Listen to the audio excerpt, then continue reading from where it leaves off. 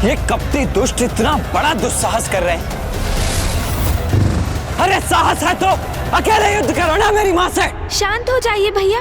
संसार की समस्त शक्ति उन्हीं से उत्पन्न होकर उन्हीं में समाहित होती है, क्योंकि देवी आदि शक्ति है वो, जगत जननी है वो।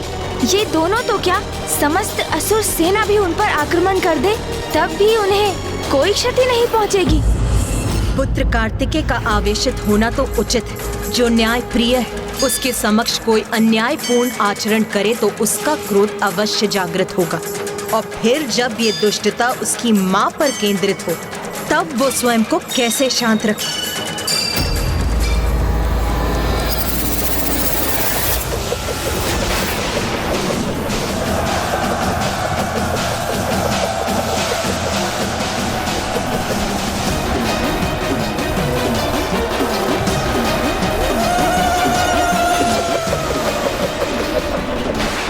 तुम्हारे प्रत्येक प्रहार का उत्तर है मेरे पास।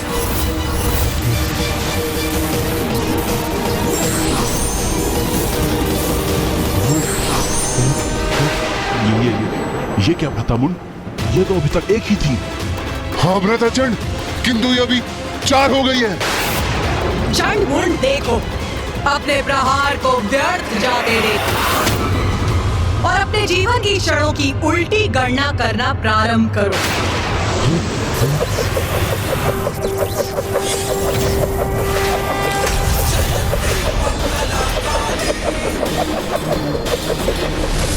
हमारे मायावी चक्र रोक दिए, जो मृत्यु प्रदान किए बिना नष्ट ही नहीं हो सकते। उन्हें हमारी ही सेना पर लक्षित कर दिया इस देवी ने।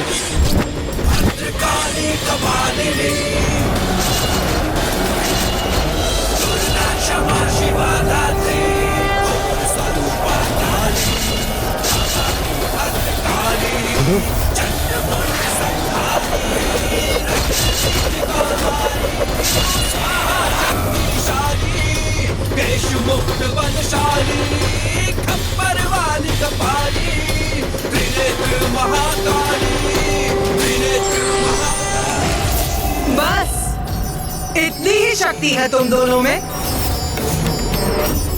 यही थे तुम्हारे सबसे शक्तिशाली आयुध शस्त्र। माँ ने सर्वथा उचित किया। इनके चक्रों से ही इनके सारे असुरों का वध कर दिया। असुरों का तो स्वभाव ही ऐसा है भैया। सती यदि उनके समक्ष आकर स्वयं कहे कि वो सत्य है, तब भी उस पर विश्वास नहीं करेंगे ये। उसे भी अपनी अहंकार की कालिमा से ढकने का प्रयास करेंगे ये, और जिसका परिणाम सदा इनका विनाश ही होगा। माता ने तो ये प्रहार बड़ी ही सरलता से डाल दी, किंतु मैं निश्चित तभी होगा जब माता इन दोनों भ्राताओं चंड और मुंड का वध करेंगे। भ्राता मुंड। हाँ भ्राता।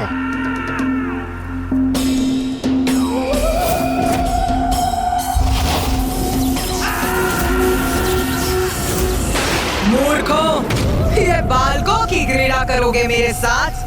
बालकों की क्रीड़ा तो अब तक हो रही थी देवी। अब तुम चंडमुंड की प्रचंड विद्युत शक्ति का सामना करोगी।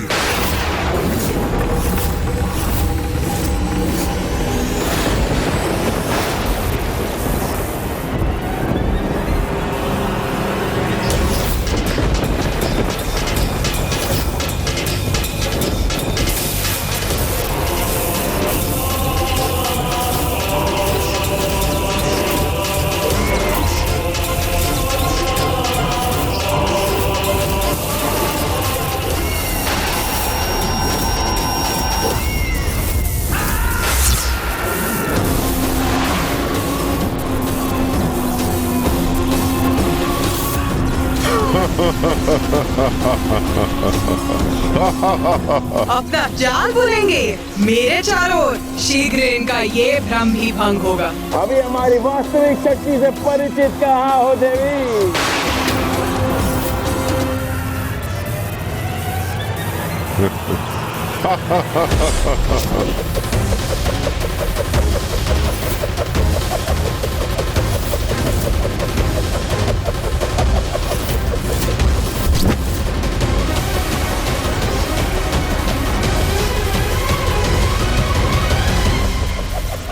चंडमुंड, अपने शस्त्रों को नष्ट होते देखो।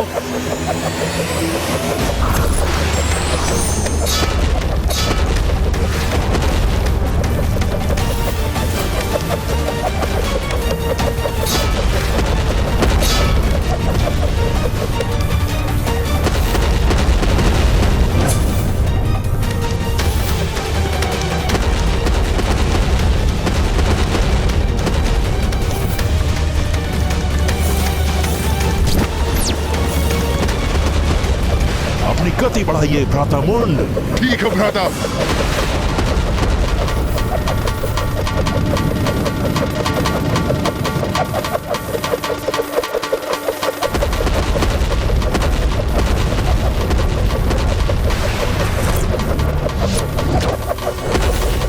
अपनी गति और बढ़ाओ भ्राता मुंड, थका दो इस देवी को। भ्राता चंड, उचित सुझाव है तुम्हारा।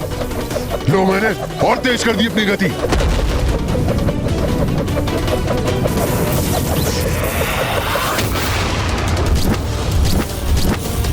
अब तो माँ काली को देखने में भी असमर्थ हूँ। चंड और मुंड बहुत तीव्र गति से उनके चारों ओर घूमकर उन पर खड़ग प्रहार कर रहे हैं, और वो भी उतनी ही तीव्र गति से उनके वो खड़ग नष्ट कर रही हैं। वो मूर्ख चंड और मुंड अभी भी कुछ नहीं समझ पा रहे हैं। वो क्या नहीं समझ पा रहे हैं भैया?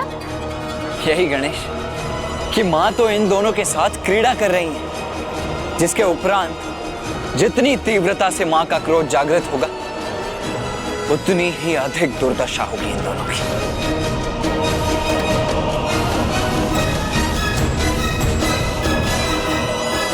चंड मुंड, अब तुम्हारी कुछ ही सांस शेष, तुम्हारा अंत निश्चित हो। क्या हुआ देवी? हमारे प्रहार संभाल नहीं पा रही हो क्या? अरे वो संभालेगी भी कैसे भ्राता चंड? अकेली नारी इतने प्रचंड प्रहारों का सामना कैसे कर सकती है?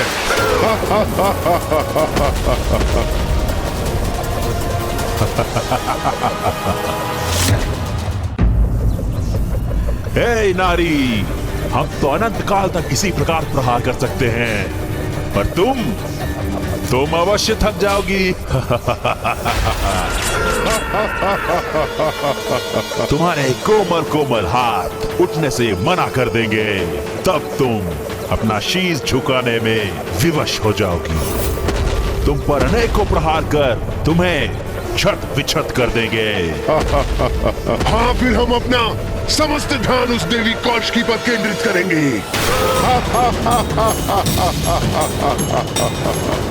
इतने अपमानजनक शब्द मेरे और देवी कौशिकी के प्रति, इन दोनों की दुष्टता चरम पर पहुंचकर मेरे क्रोध में वृद्धि कर रही। किंतु तुम चिंता मत करो, देवी कौशिकी के साथ हम ऐसा भयंकर व्यवहार नहीं करेंगे। हाँ, उस सुंदर देवी को खींचते हुए अवश्य ले जाएंगे, किंतु अत्यंत प्रेम के साथ। शुंभ के लिए नहीं, उसे अपने लिए लेके जाएंगे। बस अब प्रतीत होता है अपने इन दुर्वचनों से अपने भाग्य के पट बंद कर लिए हैं इन दोनों ने। अब तो एक ही घटना शेष है इनके जीवन में, इनकी मृत्यु। इनकी मृत्यु।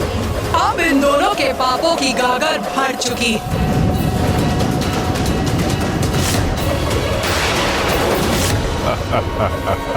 क्या हुआ देवी, हाथ क्यों झुका लिए? क्या अपनी पराजय स्वीकार कर ली क्या? हमारा अंत करोगी, यही कहा था ना तुमने। अब देखो, हम करेंगे तुम्हारा अंत।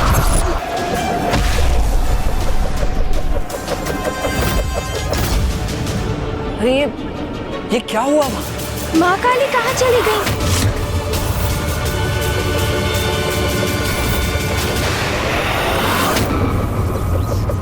भ्राता मुंड, वहाँ कुछ घटित हुआ है। हाँ भ्राता चंड, वो देवी अब दिखाई नहीं दे रही है। हमें थोड़ा ध्यान से देखना चाहिए। उचित है, लेकिन उसके लिए हमें अपनी गति धीमी करनी पड़ेगी।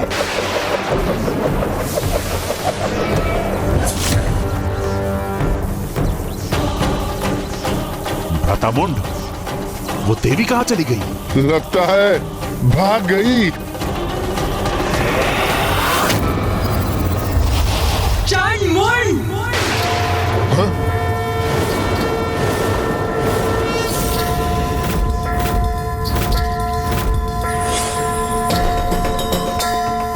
भ्रातामुंड, ये तो यहाँ है। हाँ भ्राताचंड, देख रहा हूं मैं, ये हमसे भी ऊपर पहुंच गई है।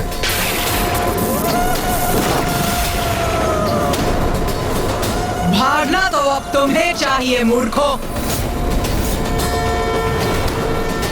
ये तो अत्यंत विकराल प्रतीत हो रही है भ्रातामुंड। हाँ भ्राताचंड, ये क्या करने जा रही है? किंतु अब तो तुम्हारे भागने का भी कोई लाभ नहीं। भ्रातामुंड, इसका स्वर तो अत्यंत भयावना है।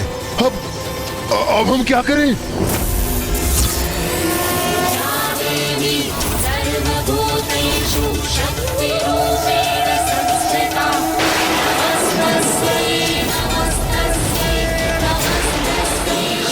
मैंने कहा था ना, अंततः माँ इनकी बड़ी दुर्दशा करेंगी। अरे ये क्या कर रही हो तुम देवी? मुक्त करो मुझे। ये तो मुझे उठा क्यों रही हो?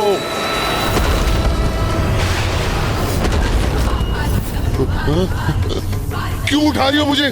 क्या करोगी मेरे साथ? छोड़ो मुझे। मेरा तो मन था कि माँ विद्युत रेखाओं को एक सूत्र में गूंथ दे। चंड और मुंड को एक दूसरे से टकराते देख बहुत आनंद आएगा मुझे।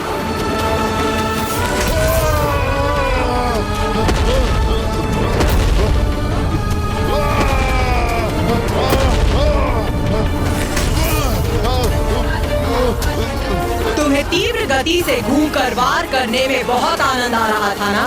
तो लो, अब और गति देती हूँ तुम्हें। अब और तीव्रता से घूमो।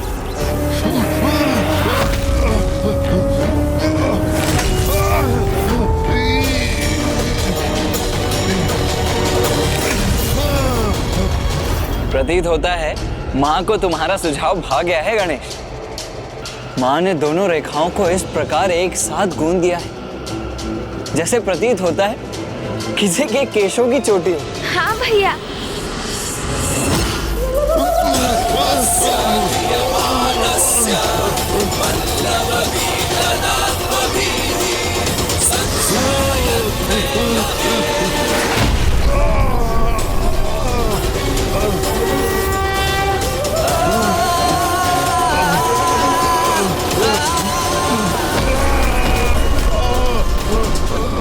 ये इस प्रकार विद्युत से कैसे प्रभावित हो रहे हैं? क्योंकि माता ने इन दोनों को एक साथ जोड़ दिया है, इसलिए चंड सीधे मुख है और मुंड उल्टे मुख। विपरीत विद्युत ऊर्जाओं के एक साथ आने से विद्युत ऊर्जा के प्रवाह में एक तरात्म स्थापित हो गया है और ये विद्युत भली भांति निरंतर प्रवाहित होती रहेगी और ये दोनों भी इसी प्रकार अपनी ही ऊर्जा से प्रभावित होते रहेंगे।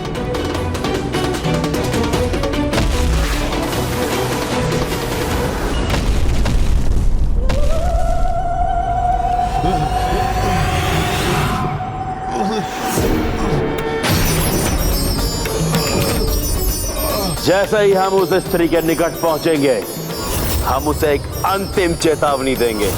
जो उसके लिए समर्पण कर हमारी बंदी बन हमारे साथ आने का अंतिम अवसर होगा। मैं तुम दोनों को अंतिम चेतावनी देती हूँ। देवी कौशिकी के समक्ष समर्पण करो, उनकी शरण में आ जाओ।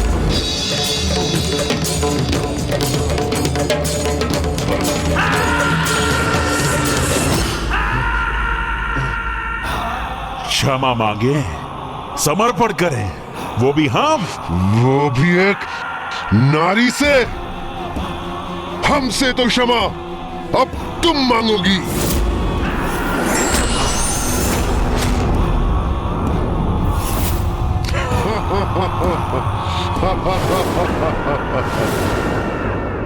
अपना अंतिम अवसर भी गवा दिया इन दोनों ने।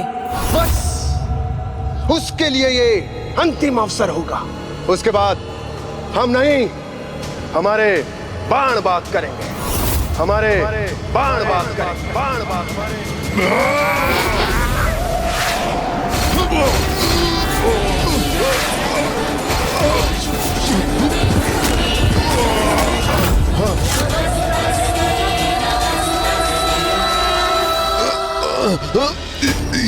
ये क्या कर दिया देवी?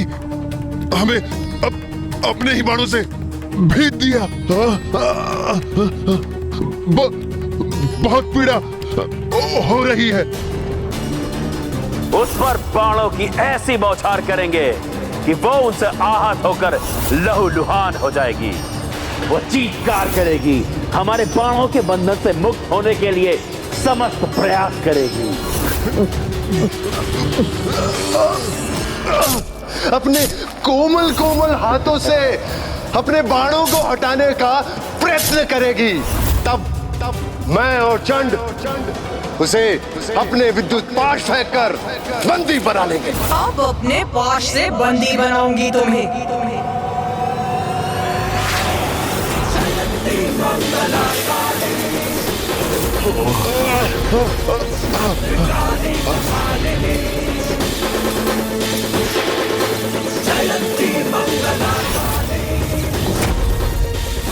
अरे ये पाश तो हमें और कष्ट दे रहा है, हमारे घाव बढ़ा रहा है। छोड़ दो हमें, और कोई भूल नहीं करेंगे हम। हमें जाने दो, हमें जाने दो।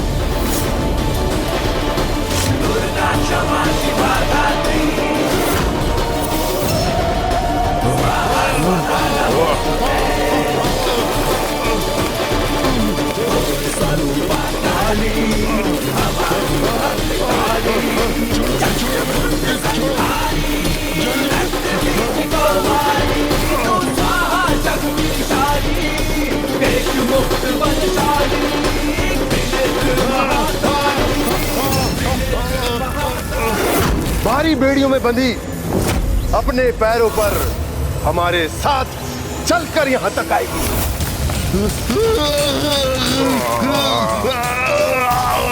मैं उसके केश थाम लूंगा।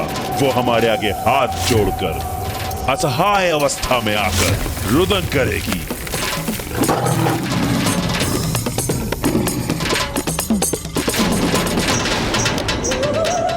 फिर उसे भारी बेड़ियों में बांधकर खींचते हुए आपके समक्ष ले आएंगे।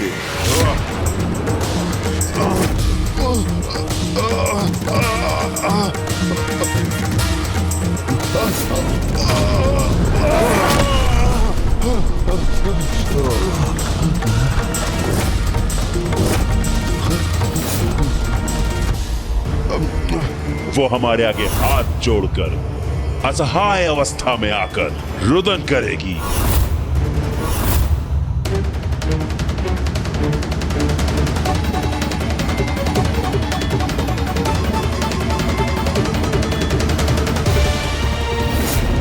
नारी शक्ति को दुत्कारते थे ना तुम, किंतु देखा कैसे एक नारी ने ये दुर्दशा की है तुम्हारी।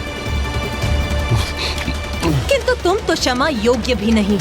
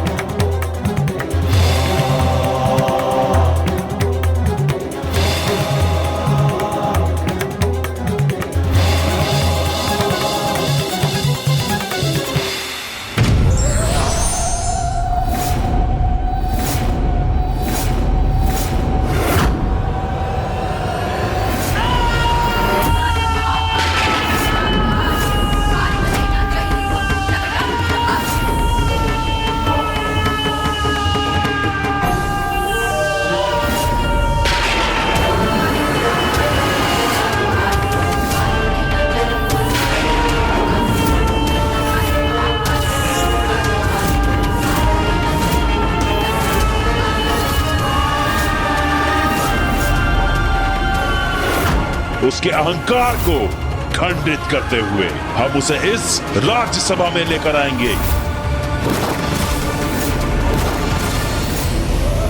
और असुर महानायक शुंभ के चरणों के आगे डाल देंगे।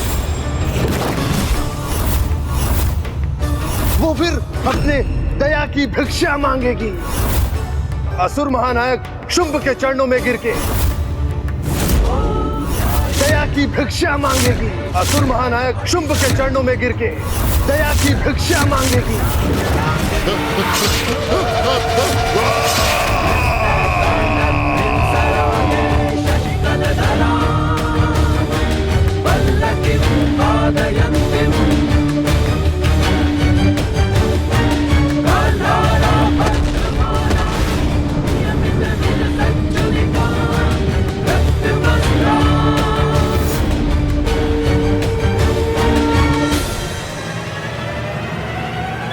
देवी काली, तुमने चंड मुंड का वध किया है, इसलिए आज से तुम संसार में देवी चामुंडा के नाम से भी जानी जाओगी और समस्त संसार देवी चामुंडा की पूजा करेगा।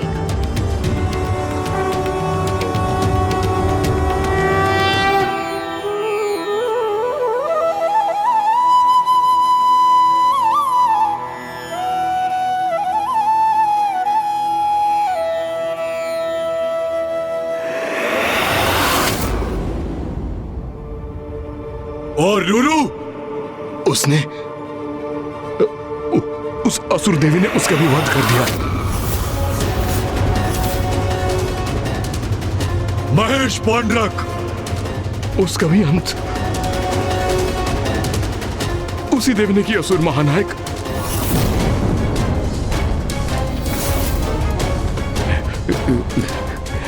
मुंड, असुर सेनापति मुंड भी उस देवी के समक्ष जीवित नहीं बचे।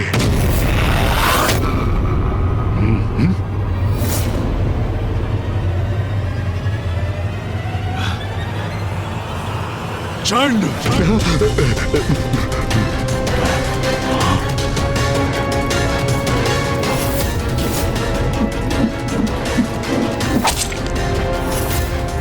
कैसे बताऊं असुर महानायक को चंड का भी अंत किया देवी ने।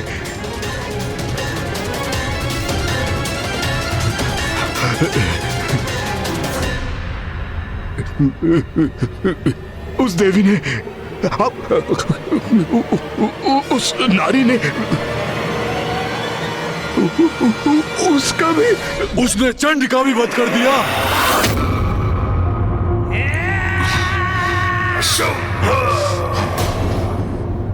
चंड मुंड जैसे पराक्रमी असुरों को, मेरे सेनापतियों को पराजित कर दिया उसने।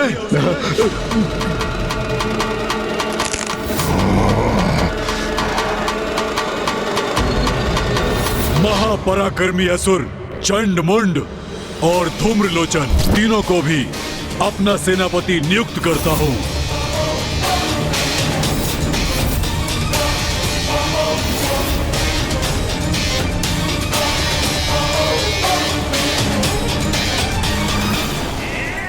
वो दुष्ट नारी,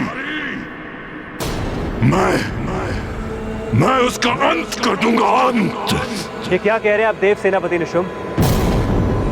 अब तो अपने भ्रम से बाहर आइए। इस अनुचित उन्माद का अंत कीजिए। अब वो कोई साधारण नारी नहीं है, समस्त ब्रह्मांड की शक्ति की स्रोत, सर्वोच्च नारी की शक्ति, शिव की शक्ति, जगत जननी है वो कोई भी हो, मैं उसका अंत कर दूंगा, अंत। निशुंभ,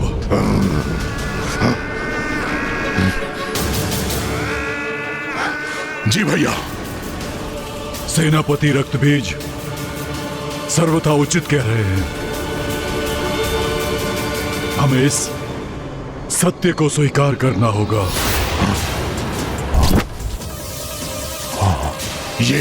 ये क्या कह रहे हैं भ्राताचुम?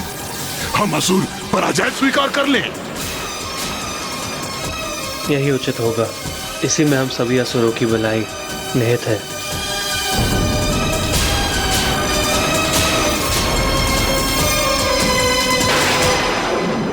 मां चामुंडा की जय, मां चामुंडा की जय, मां चामुंडा की जय।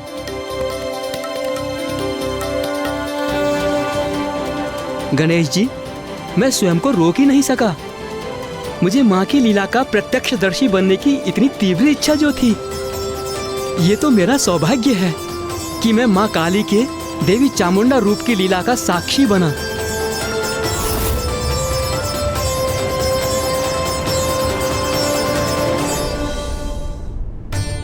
आपकी लीला तो दिव्य और अपरंपार है माँ। आपकी लीला ने ही हमें एक चमत्कारी युद्ध का प्रत्यक्षदर्शी बनाया और आपकी ही लीला के कारण माँ चामुंडा का नाम भी जगत के समक्ष आया। चंड और मुंड का वध करने के कारण आज से आप देवी चामुंडेश्वरी और मुंडेश्वरी नाम से भी संसार में पूजी जाएंगी। आपके मंदिर की स्थापना होगी, जहाँ आपके दर्शन मात्र से आपके भक्तों में शत्रुओं पर विजय प्राप्त करने की शक्ति प्राप्त होगी। प्रणाम माता। मैं अचंभित हूँ कि एक नारी से भयभीत होकर हम पराजय स्वीकार कर लें। ये आप सुझाव दे रहे हैं भ्राता शुंभ? इसमें अचंभित होने को क्या है भ्राता निशुंभ? धूम्रलोचन, रुरु, महेश पौंड्रक ही नहीं किंतु अपराजय महायोद्धा चंडमुंड के साथ हमारी असुर सेना के एक बड़े भाग का अंत हो चुका है और इन सभी का वध किया है उस नारी देवी कौशिकी ने। ये क्या हो गया है भ्राता शुंभ को? क्या वो भी अपना साहस खो बैठे?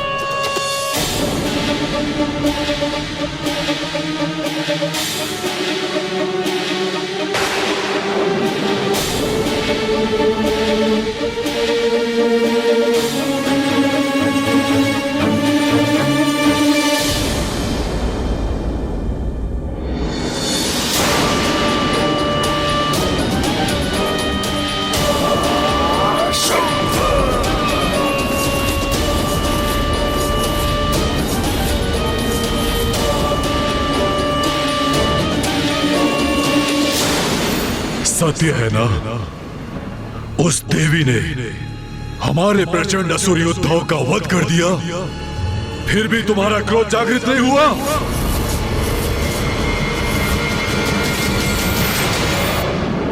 सत्य तुम्हें व्याकुल नहीं करता?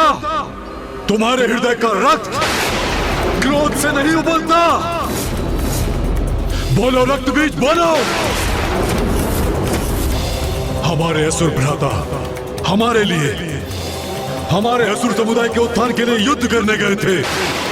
उन पराक्रमी असुर योद्धाओं का निर्मम वध किया उस नारी ने, और तब भी तुम्हारा रक्त प्रतिशोध के लिए गतिशील नहीं होता। आप सत्य को कब स्वीकार करेंगे असुर महानायक शुंभ?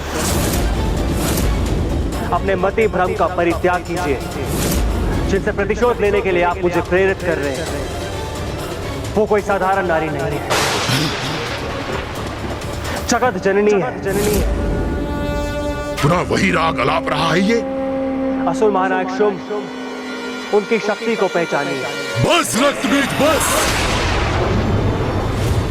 धिक्कार है तुम पर, धिक्कार है। जगत जननी देवी शक्ति माता, तुम्हारे मुख से निकले इन शब्दों का श्रवण करते करते थक चुका हूं मैं। मात्र शब्द नहीं है ये असुर महानायक शुंभ, इन्हीं शब्दों में सत्य निहित है। प्रतीत होता है सत्य कुछ और ही है। बताओ मुझे, असुर गुरु शुक्राचार्य द्वारा आयोजित प्रतिस्पर्धा में तुमने क्यों भाग लिया था? बताओ मुझे। स्मरण रहे, अब असुर शक्ति के उदय का समय आ गया है। अब बहुत हुई पराजय, अब जय होगी असुरों की, और आज ही हम इस जय का आरंभ करेंगे। यदि उस स्पर्धा में विजयी होकर तुम असुर महानायक के पद पर प्रतिष्ठित होते तो क्या करते?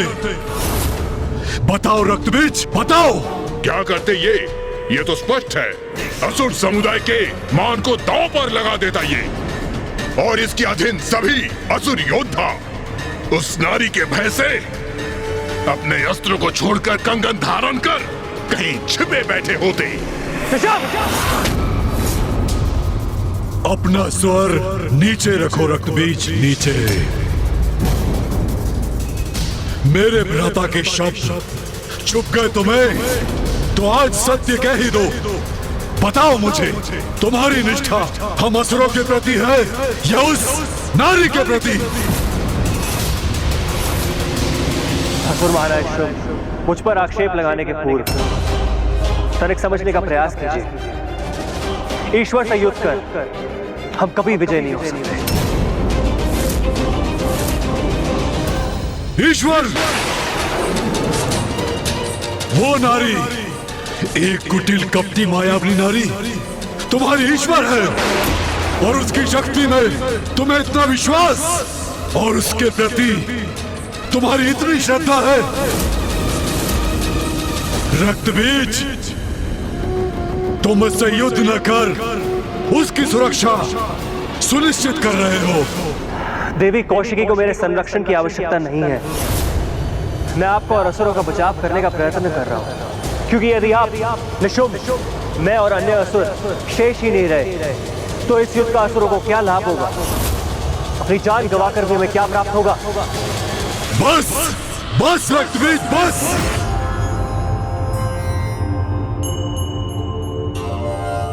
ओम जयंती मंगला काली भद्रकाली कपालिनी दुर्गा क्षमा शिवा धात्री स्वाहा स्वधा नमोस्तुते।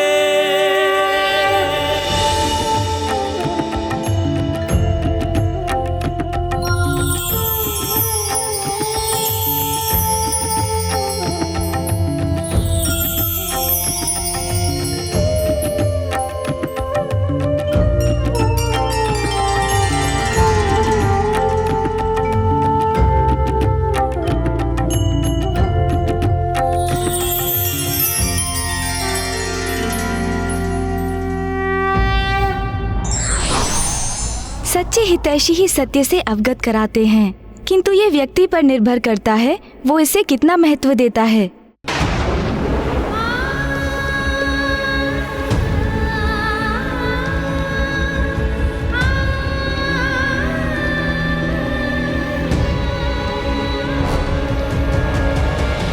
इंद्रदेव, सूर्यदेव, वायुदेव, अग्निदेव, वरुण देव, आप सभी की पत्नियां सुरक्षित हैं, क्योंकि मेरा कवच उन्हें किसी भी अहित से सुरक्षित रखेगा।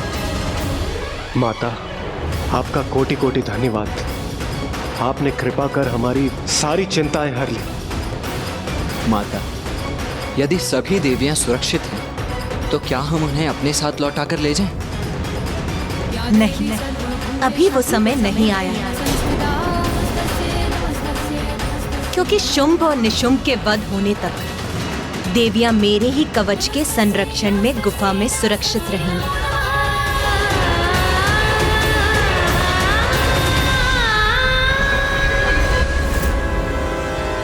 देवी कौशिकी को मेरे संरक्षण की आवश्यकता नहीं है।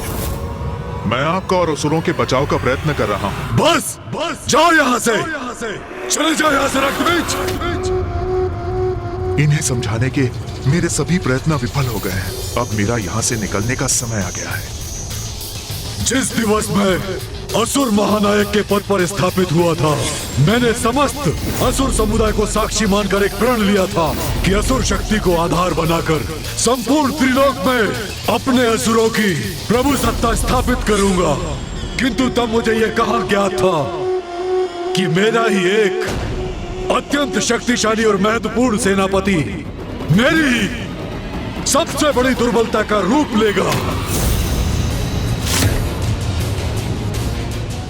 यहाँ और रुककर मैं अपने असुर समुदाय के प्रति अपनी निष्ठा प्रमाणित नहीं कर सकता।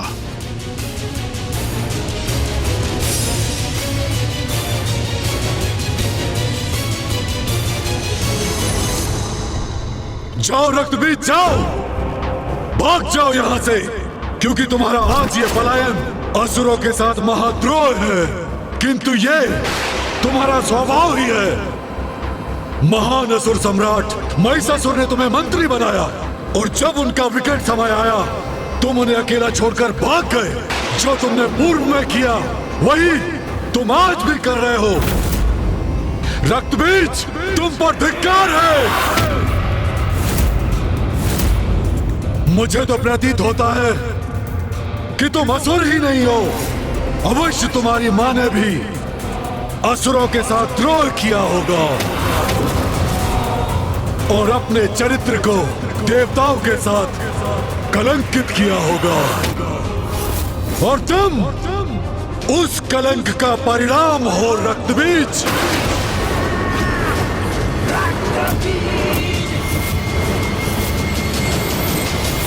उचित कहा भ्राता आपने, तभी तो बार बार देवियों का साथ देकर अपने आप को कलंकित करता है ये।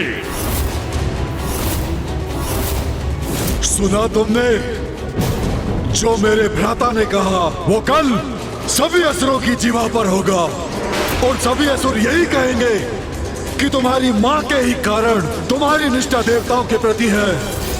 कभी देवी कात्यायनी तो कभी देवी कौशिकी। इन देवियों के लिए अपने ही नायकों का परित्याग कर तुम भाग जाते हो। बस बस, इतना दुस्साहस कैसे कर लिया तुमने?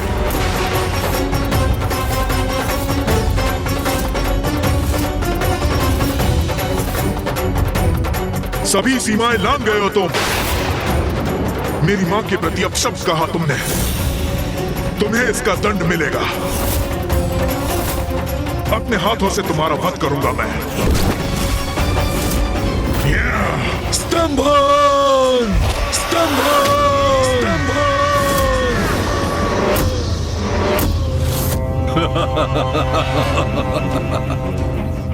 एक साधारण नारी से युद्ध करने में तुम्हारे प्राण सूख रहे हैं और मुझ जैसे असुर महानायक शुंभ से युद्ध करने के लिए तुम तत्पर हो।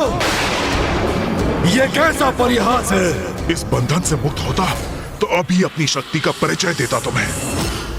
तुम्हारी मां को लेकर कुछ कह दिया तो तुम इतने क्रोधित हो गए, किंतु तुम्हारे इतने असुर योद्धाओं का वध हो गया और तुम पर कोई प्रभाव नहीं पड़ा।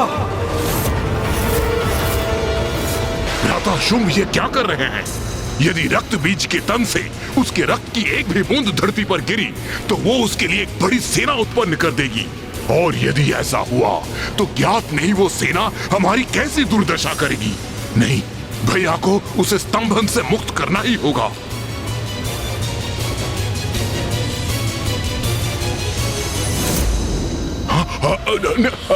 रुकिए भैया, उसे स्तंभन से मुक्त कीजिए। ये युद्ध नहीं करना चाहता है तो इसे जाने दीजिए। क्यों अपनी शक्ति को व्यर्थ कर रहे हैं इस पर? उचित है निशुंभ, उचित है। मेरे स्तंभन से मुक्त हो जाओ।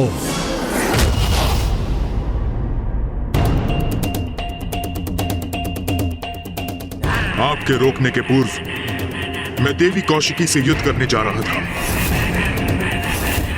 जिससे भविष्य में कोई भी मेरी मां के नाम को कलंकित करने का दुस्साहस न करे।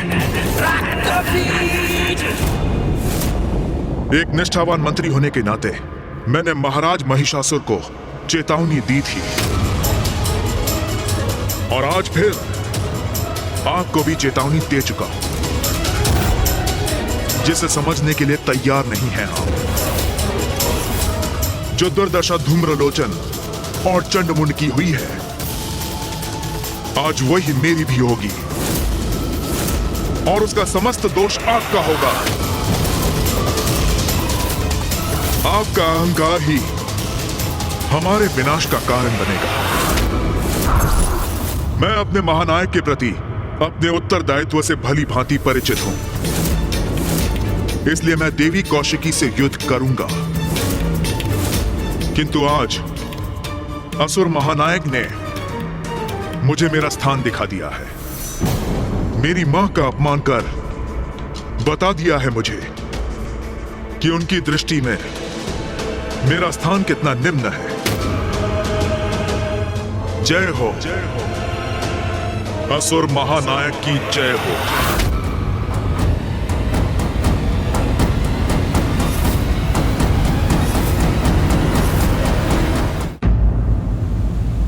देवगण, आप सभी के यहाँ से प्रस्थान का समय आ गया।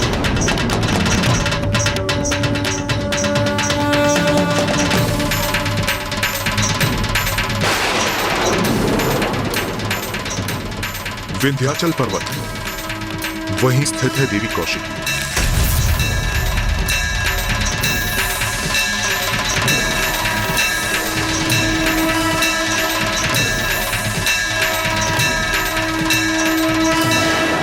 माँ, हमें यहाँ से दूर मत भेजिए।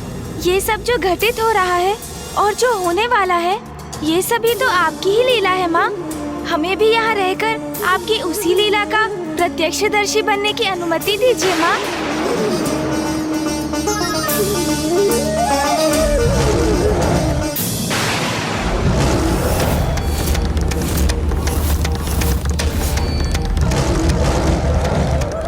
कौन है जो अपने काल से साक्षात्कार करने यहाँ आ रहा है?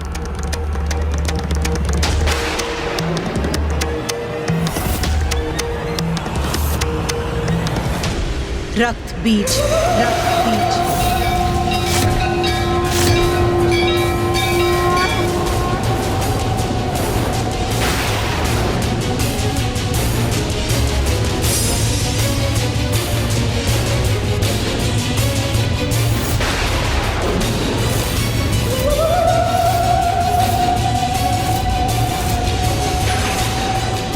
जो भी है ये रक्त बीज, उसे माता तक कदापि नहीं पहुंचने दूंगी मैं।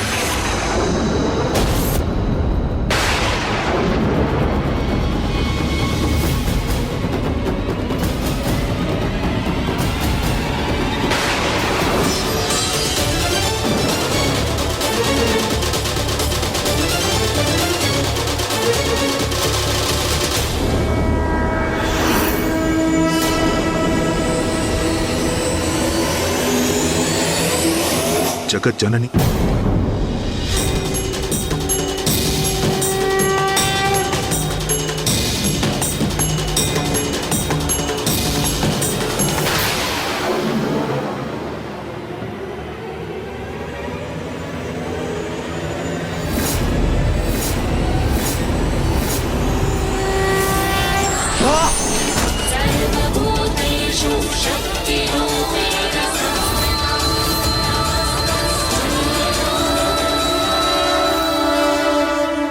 मुझे ज्ञात है देवी, आप जगत जननी हैं। पूर्व में आप देवी कात्यायनी का रूप धारण कर प्रकट हुई थी और आप देवी कौशिकी के रूप में मेरे समक्ष हैं। रक्त बीज, मुझे ज्ञात है अपने भीतर उमड़े अंतर्द्वंद के किस बवंडर से जूझ रहे हो तुम।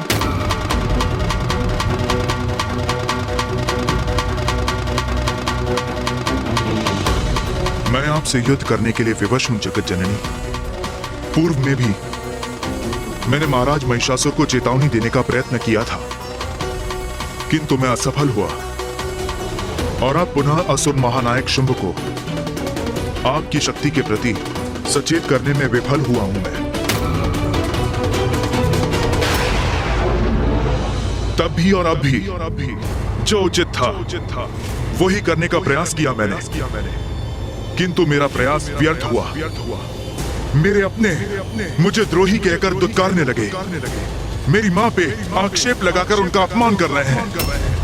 मैं उस कलंक से मुक्ति पाने के लिए असुर महानायक शुंभ के सेनापति के रूप में आपसे युद्ध करने के लिए यहां प्रस्तुत हुआ हूं।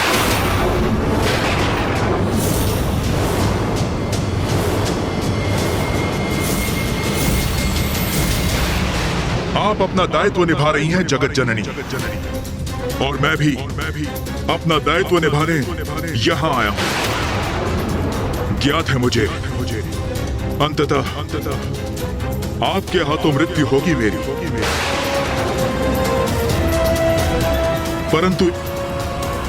परंतु एक क्षीण सी संभावना मेरे जीवित रहने की भी अवश्य है। इस युद्ध को अपने जीवन का अंतिम युद्ध समझकर मैं अत्यंत उदास था माता, किंतु फिर यहां आते समय मेरे मन में एक विचार कौन था और मुझे प्रतीत हुआ कि मैं एक योद्धा हूं और एक योद्धा को अपने जय की आस, वो भले ही कितनी क्षीण क्यों ना हो, कभी नहीं त्यागनी चाहिए।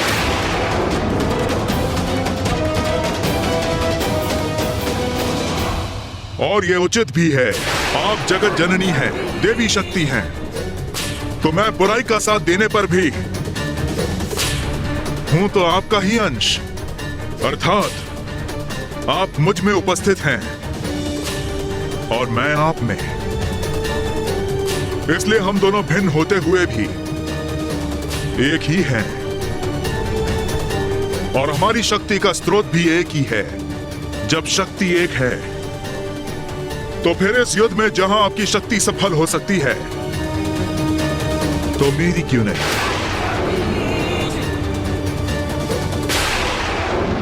रक्तबीज, तुम्हारा जो कर्तव्य है तुम उसका पालन करो।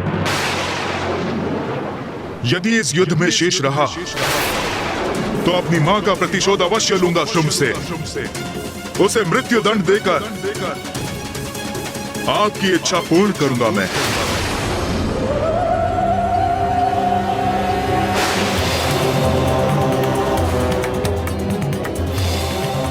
मैं आपसे युद्ध करने के लिए प्रस्तुत हूं माता।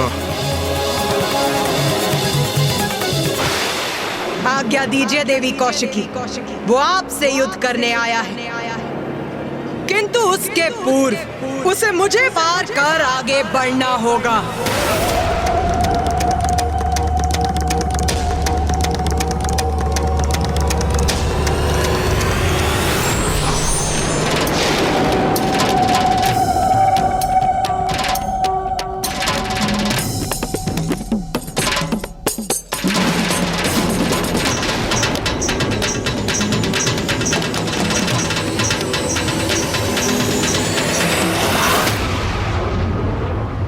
युद्ध करने आए हो ना यहाँ, तो उठाओ अपने अस्त्र शस्त्र, युद्ध करो मुझसे। मैं आपसे नहीं, देवी कौशिकी से युद्ध करने आया। देवी कौशिकी तक पहुँचने के लिए सर्वप्रथम तुम्हें मुझसे आगे बढ़ना होगा, जो मैं कदापि होने नहीं दूंगी। देवगणों, भैया, मैं समझ नहीं पा रहा हूँ कि ये दुष्ट इतना संयमित क्यों है। युद्ध क्यों नहीं कर रहा है ये रक्तबीज? युद्ध तो मैं मात्र देवी कौशिकी से ही करूंगा। आप जाएं और उन्हें युद्ध के लिए मेरे समक्ष प्रस्तुत करें। मुझे आदेश देने का प्रयास कर रहे हो तुम? इतना दुस्साहस!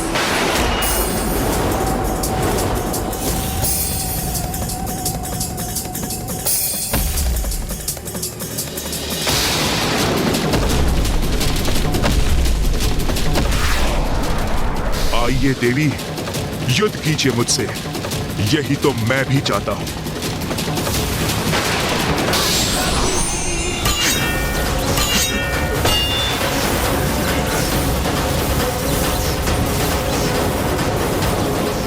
अपने अंत के लिए तैयार हो जाओ रक्तबीज। इतना सरल नहीं है मेरा अंत।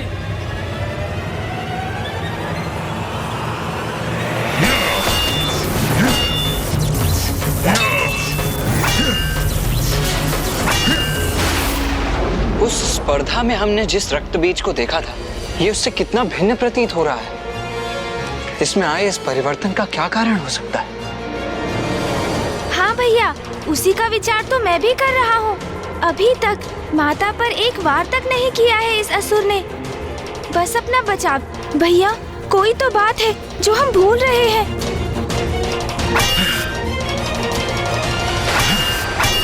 प्रथम पूज्य गणेश जी, रक्तबीज को ये भली भांति ज्ञात है कि वो माता का सामना कदापि नहीं कर सकता, इसलिए वो केवल युद्ध करने का स्वांग कर रहा है, जिससे कि वो शुंभ को संतुष्ट कर सके। नहीं देवराजेंद्र, असुर युद्ध भूमि में आकर अपने क्रोध के वश में अक्षम हो जाते हैं, इसलिए उसकी आसुरी प्रवृत्ति उसे संपूर्ण सामर्थ्य से युद्ध करने पर विवश कर देती है। किंतु ये तो इतना शांत है, इसके पीछे अवश्य कोई अन्य रहस्य है।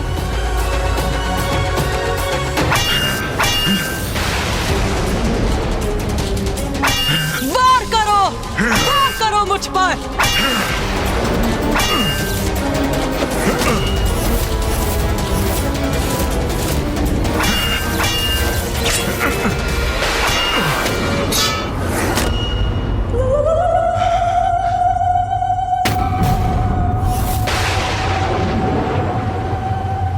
निशस्त्र योद्धा पर वार नहीं करती मैं। रक्त बीज, उठाओ अपना शस्त्र।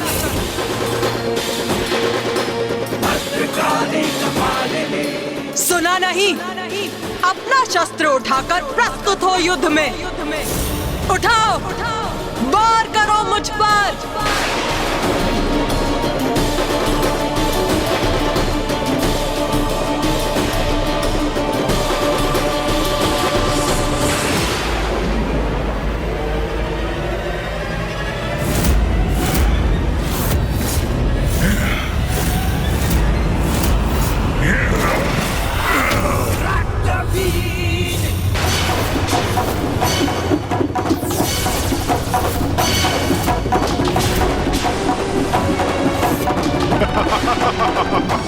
ये क्या किया इस दुष्ट ने?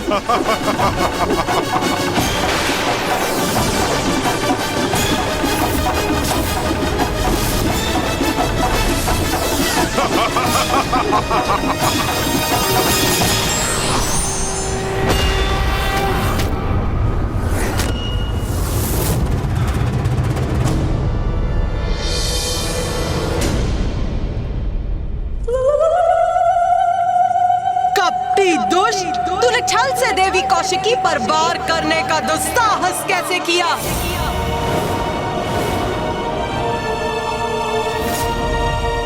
अब तेरा अंत करूंगी मैं। मुझे क्षमा करें जगत जननी, किंतु इस युद्ध में यही रणनीति अपनाने पर विवश हूं मैं।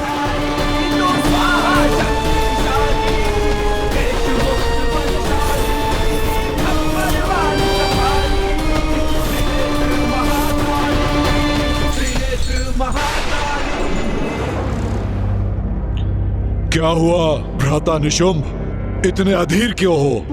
महाराज शुंभ, क्या रक्त बीज युद्ध करेगा? इस बात का हम विश्वास कैसे कर सकते हैं? देवी देवी कह के गुणगान गाने वाला वो द्रोही कदाचित अभी उस देवी के चरणों में गिरकर भजन गा रहा होगा। ऐसा कुछ नहीं होगा भ्राता निशुंभ, ऐसा कुछ नहीं होगा।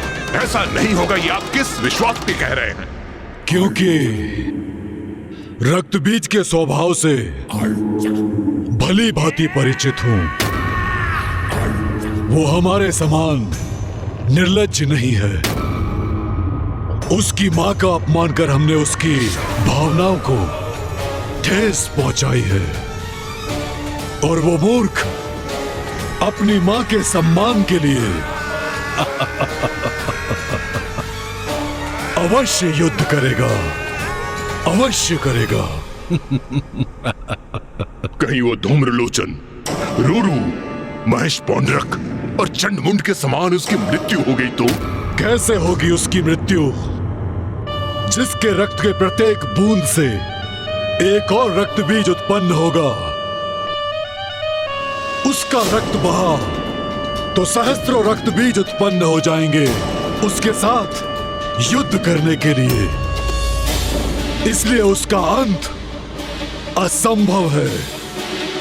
रक्त बीज पर प्रहार ही उसे और शक्ति प्रदान करेगा, उसे असुरों के शत्रुओं का अंत करने में सक्षम बनाएगा।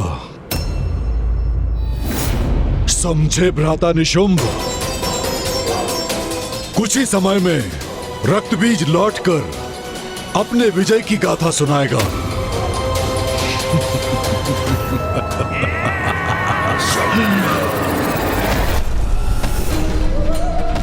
और उग्र प्रहार कीजिए मुझ पर देवी काली।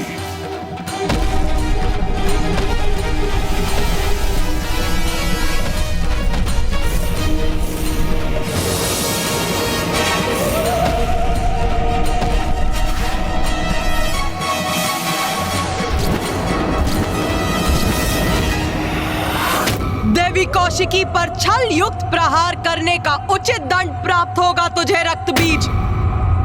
रक्तबीज? भैया, ये तो सर्वनाश होने जा रहा है।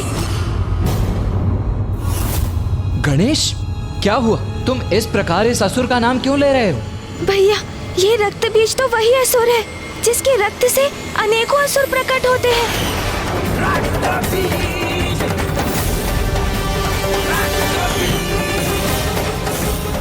तो ये है उसकी चाल। वो माता को क्रोधित कर रहा है, जिससे वो उस पर वार करे और उसका रक्त बहे, और जिससे उसके प्रतिरूप उत्पन्न हो और उसकी सहस्त्रों असुरों की सेना प्रकट हो जाए।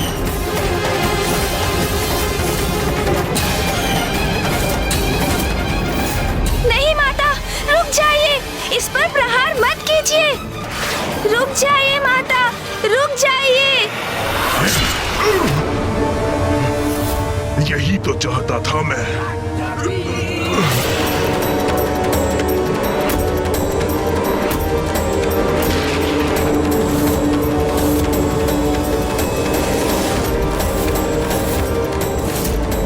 देवी काली, ये कैसा अनर्थ हो गया आपसे?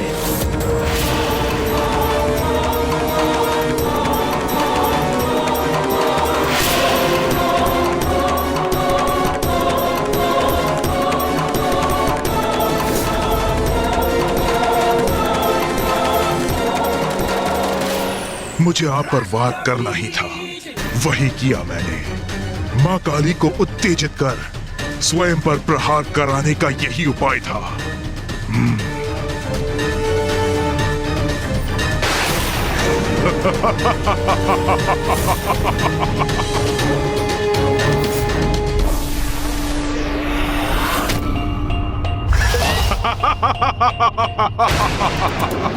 ये है रक्तबीज की शक्ति माता। ये कैसा आभास हो रहा है मुझे?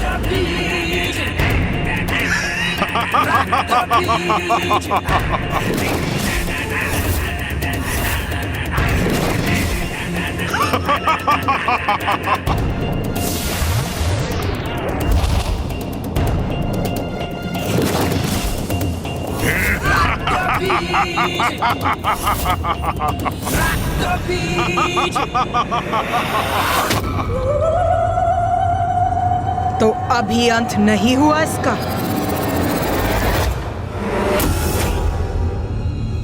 माँ को घेर लिया है रक्तबीज के उन प्रतिरूपों ने। अब माँ इन सहस्त्रों असुरों का अंत कैसे करेंगी?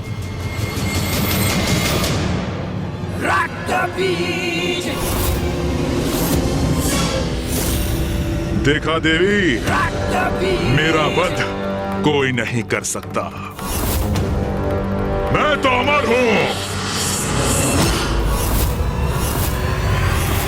त्रिदेव त्रिदेवियों एवं उनके अंश के सिवाय कोई अमर नहीं है रक्तबीज। किंतु तुम असुरों को ये सत्य समझ में क्यों नहीं आता? तुम्हारी भ्रांति कभी मिटती क्यों नहीं? मेरे सैनिकों, आक्रमण करो, अंत कर दो इस देवी का। अंत करेंगे इन देवी का।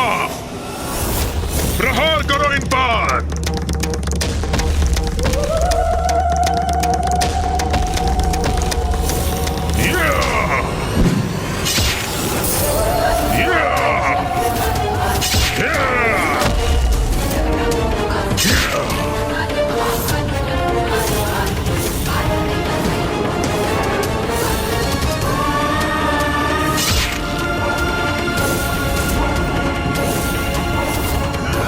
कितनी भी संख्या में प्रस्तुत क्यों ना हो जाओ, किंतु मैं तुम सभी का वध करूंगी।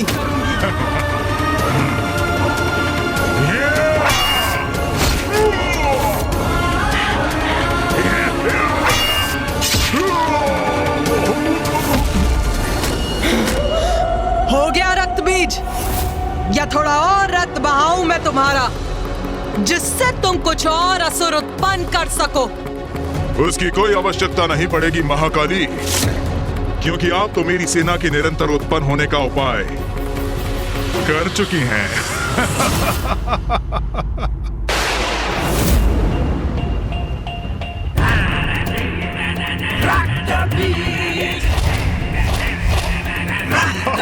ये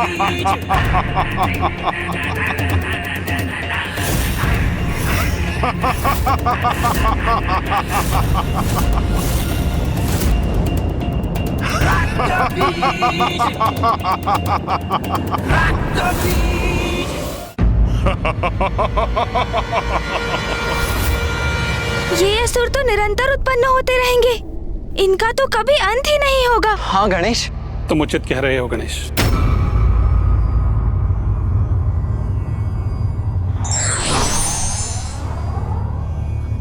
प्रणाम मामाश्री। प्रणाम मामाश्री श्री हरि नारायण।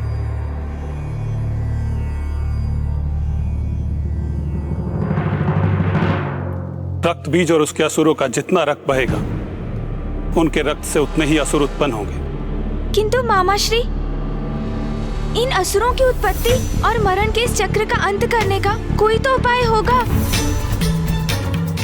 मेरी भी यही आशा है। मात्र आशा से नहीं, कर्म से कुछ होगा मामाश्री, क्योंकि कर्म किए बिना मात्र आस लगाए रहना ये तो दुर्बल करते हैं। मैं इस प्रकार हाथ पर हाथ धरे निष्क्रिय होकर माँ को एक ऐसा युद्ध करते नहीं देख सकता जिसमें माँ का प्रत्येक प्रहार एक और बड़ा संकट उत्पन्न कर रहा है।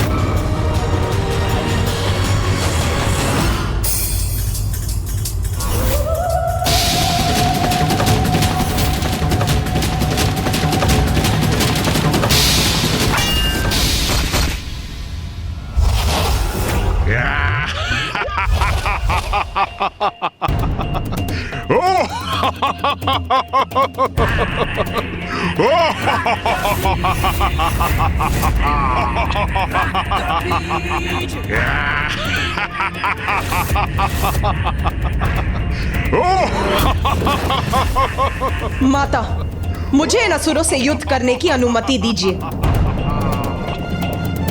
आगे बढ़ेंगे, विजयी होंगे, रुकेंगे नहीं हम। आक्रमण!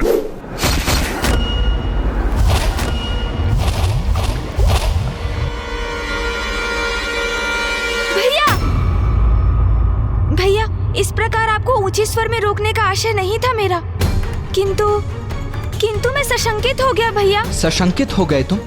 क्यों गणेश? कि कहीं आप माँ और इस असुर के मध्य युद्ध में हस्तक्षेप ना कर बैठे। किंतु यही तो उचित कर्म है ना गणेश। यदि माँ के स्थान पर कोई और स्त्री भी होती तो धर्मपरायण योद्धा का धर्म तो उनकी सहायता करना ही होता ना। किंतु भैया, वो कोई साधारण स्त्री कहाँ है?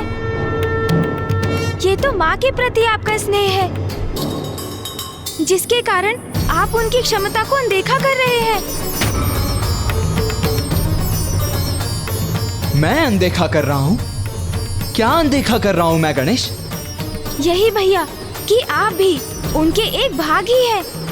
वो तो स्वयं संपूर्ण है, तो एक भाग संपूर्णता का सहायक कैसे हो सकता है?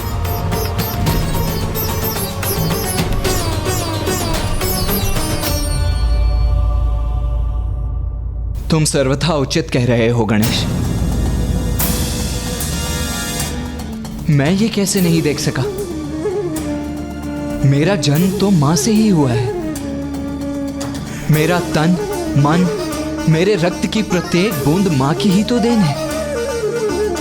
इसीलिए मेरी शक्ति पर विश्वास कर माँ की सहायता करने का निश्चय कितनी बड़ी भूल थी मेरी। मैं वास्तव में भूल रहा था कि माँ की शक्ति तो अथाह अपार है।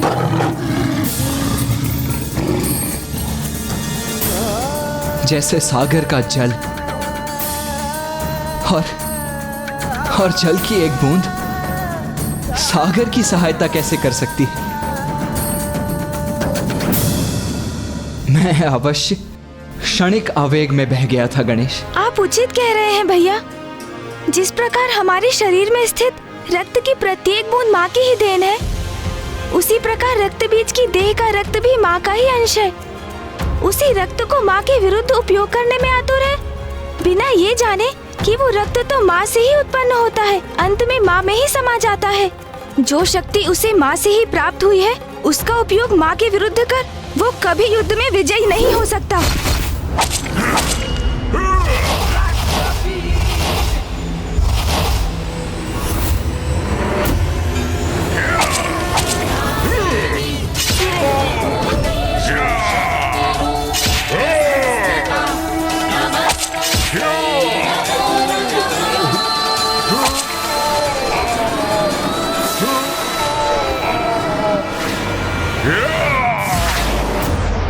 अब ये कैसी ध्वनि है?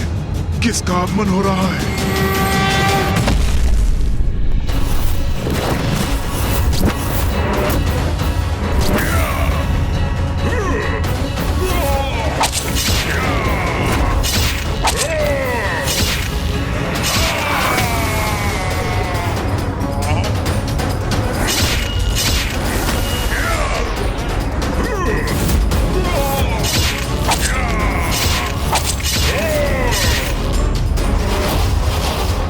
यही तो विशेषता है मेरी।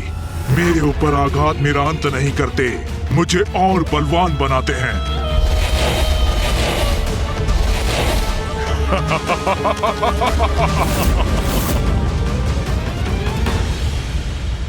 इस प्रकार तो ये असुर निरंतर उत्पन्न होते रहेंगे, इनका कभी अंत ही नहीं होगा।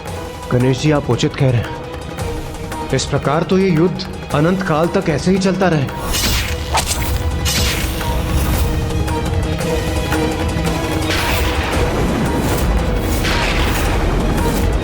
फिर माता कैसे रक्त बीज को अपने रक्त से नवीन असुर उत्पन्न करने से रोकेंगी? योद्धा कितना भी शक्तिशाली क्यों ना हो, यदि वो अधर्म के साथ है तो उसका विनाश निश्चित है।